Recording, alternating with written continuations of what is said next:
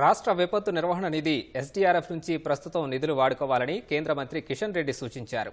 రాష్ట్రం ఇచ్చే నివేదిక ఆధారంగా కేంద్రం సాయం చేస్తుందని స్పష్టం చేశారు. మృతుల కుటుంబాలకు కేంద్రం 3 లక్షల పరిహారం ఇస్తుందని తెలిపారు. అవసరమైతే రాష్ట్రంలో ప్రధానమంత్రి పర్యటిస్తారని, జాతీయ విపత్తు అంటూ దేశంలో ఎక్కడా ప్రకటించడం లేదని కిషన్ రెడ్డి అన్నారు.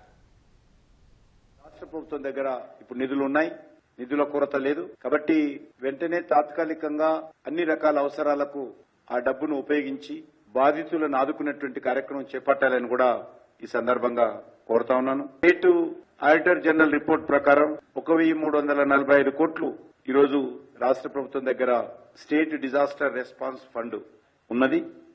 అది పూర్తి స్థాయిలో వరద బాధిత ప్రాంతాలకు సంబంధించి సహాయ కార్యక్రమాలకు ఖర్చు చేయవచ్చు.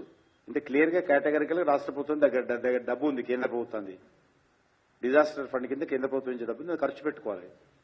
తర్వాత కేంద్ర బృందాలు వస్తాయి, దానికి సంబంధించినటువంటి నివేదికలు తీసుకుపోయిన తర్వాత అడిషనల్ ఫండ్స్ ఇస్తారు. తప్పకుండా అవసరం అనుకుంటే పర్యటిస్తారు. అట్లా ఎక్కడ లేదు. ఇప్పుడు జాతీయ విపత్తు ఏడో ప్రకటిస్తున్నారు. అంత ఇప్పుడు సహాయం చేస్తున్నాం కదా. ఏ విపత్తు అయితే ఉంది, ప్రజలను ఆదుకోవాలి, వాళ్ళకు సహకారం అందించాలి.